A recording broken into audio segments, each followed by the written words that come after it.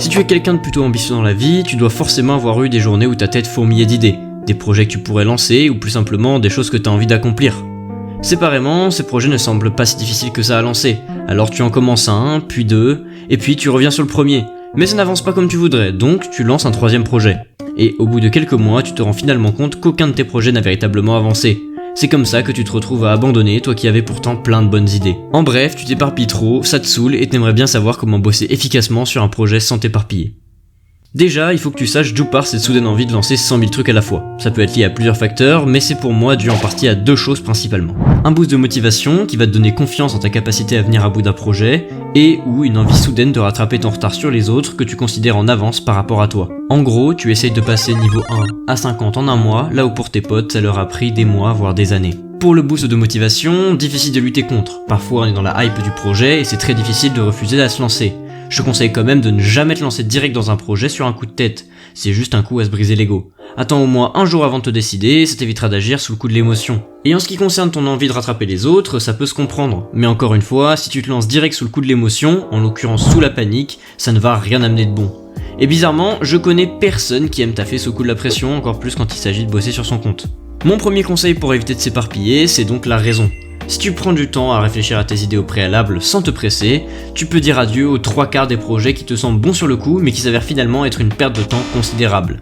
Pourtant, malgré ça, il te reste toujours plusieurs projets dans lesquels te lancer et tu n'es pas forcément moins éparpillé. Parce que même à ce stade, en agissant avec considération, tu restes éparpillé si tu décides de tout inclure d'un coup dans tes journées du jour au lendemain. C'est comme si tu essayais de faire une structure avec les cailloux d'un coup, ça tiendra au mieux que quelques secondes.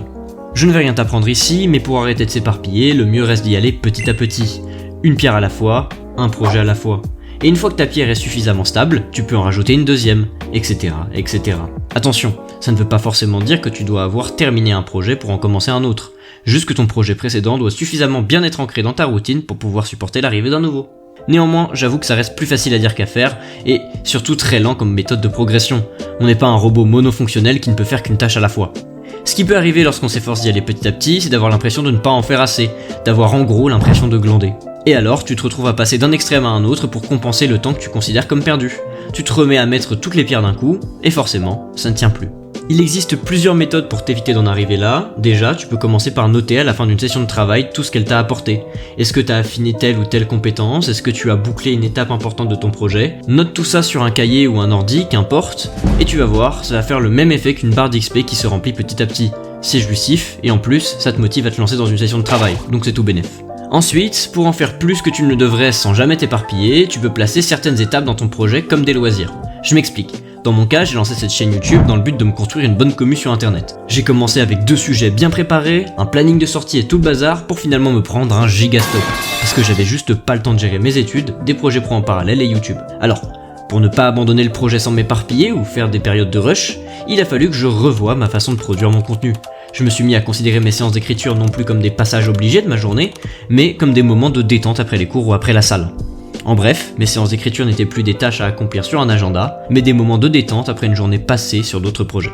Bien sûr, il est difficile d'appliquer cette vision des choses à toutes les parties d'un projet. Pas sûr que la paperasse entrepreneuriale ou les entretiens d'embauche puissent être considérés comme des tâches relaxantes ou des passe-temps. Internalise ce processus uniquement dans le domaine de l'applicable. Des exercices dans une discipline que tu aimes en sont un bon exemple. Tu dois aussi être organisé. Savoir ce que tu dois faire un jour donné, ça peut être utile pour pouvoir bosser sur plusieurs projets en parallèle sans pour autant être éparpillé et dans le rush constant.